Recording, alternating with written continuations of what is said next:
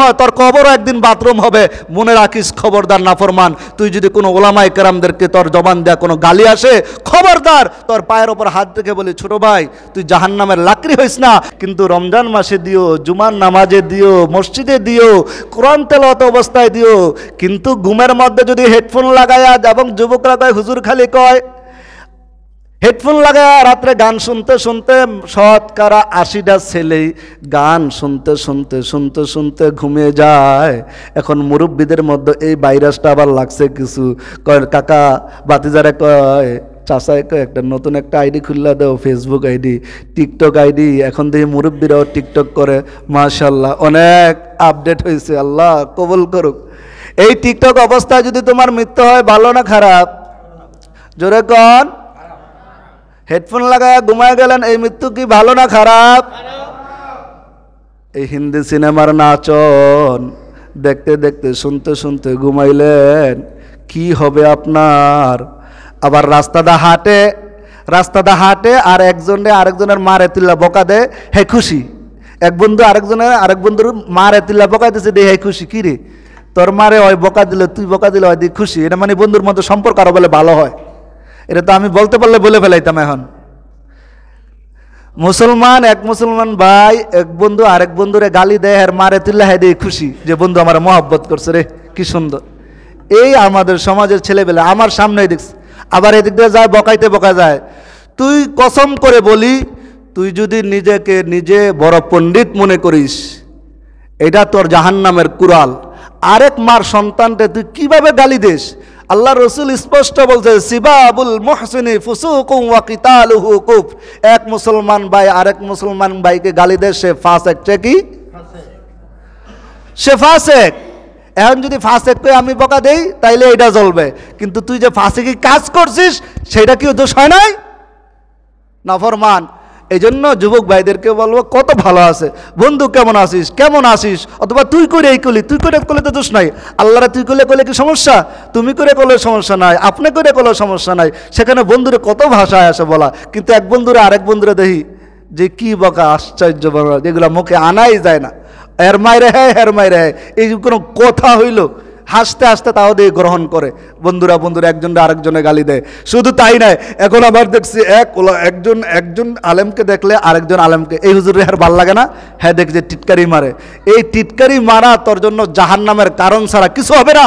আবু জাহেল আল্লাহর রসুলকে নিয়ে তিরস্কার করছে, তার এখন বাতন, তার বাড়িঘর এখন কি হয়েছে? হাজী সাহেবরা এখন কি হয়েছে? হ্যাঁ, যদি আবু জাহেলের বাড়ি পাথর জাহান্নামের বয়ে কান্দে, আর তুই নিজে জাহান্নামের লাকড়ি হওয়ার জন্য আরেকজনের দিকে বদ নজরে তাকাইয়া অশ্লীল ভাষায় গালি দাও। আল্লাহ পাক আমাদের সবাইকে, এই মহল্লার প্রত্যেকটা ছেলেকে আমি বলবো, তুই যেভাবে চাস আমি সেভাবেই, কিন্তু তুমি চাইও না তুমি জাহান্নামের লাকড়ি হইও না। 5 ওয়াক্ত নামাজ পড়বা, মা বাবার সন্তান, বাধ্যগত সন্তান হইবা।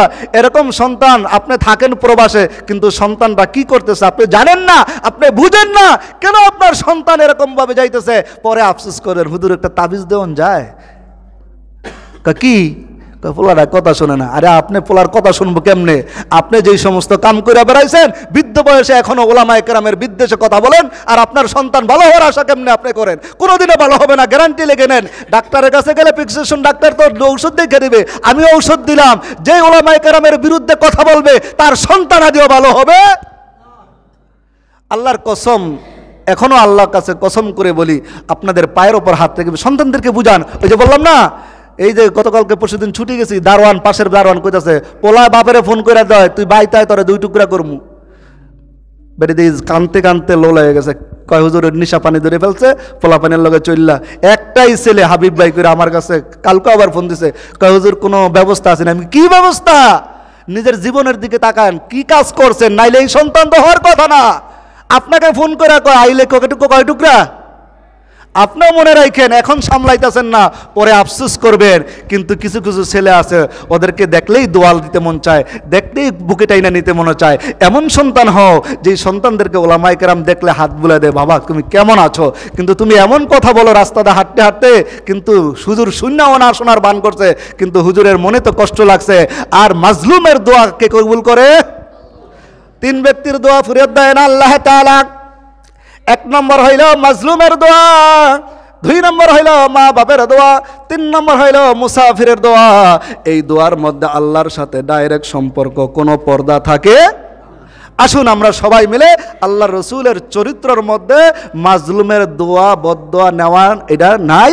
এই জন্য আমরা এই সমস্ত যত গুনাহের কাজ আছে, যুবক ছেলেরা আলহামদুলিল্লাহ যদি তোমরা ভালো হয়ে যাও, আলহামদুলিল্লাহ তোমার মা বাবার কাছে তুমি সবার কাছে দোয়ার পাত্র হবা যে আমার সন্তানটা, ইমাম সাহেব যদি বলে, কোনো ওলামায়ে কেরাম যদি বলে, কোনো মুরব্বী যদি বলে এই সন্তানটা কারে কত সুন্দর ভালো, সালাম দেয় মুরব্বীদেরকে দেখলে, এইটাই তো দোয়া। দোয়াকে হাত তুললে এবং 3 হাত তুললে এরকম আসমানের দিকে করা লাগে। সন্তানটা দেখে বাবা কেমন আছে, এটা কার সন্তান রে, অনেকে জিজ্ঞাসা না মুরব্বীরা যে এটা কার সন্তান, অমুকের সন্তান, ওই যে সালাম দিয়েছেন ভালো লাগছে, এইটাই দোয়া। আল্লাহ পাক আমাদের সবাইকে বড়দের কাছ থেকে দোয়া নিয়ে আল্লাহর রসুলের চরিত্রের সাথে সম্পর্ক লাগাইয়া আল্লাহর রসুলের তরিকার ওপর উঠা দুনিয়া এবং আখিরাতের কামিয়াবি হাসিল করার তৌফিক দান করুক।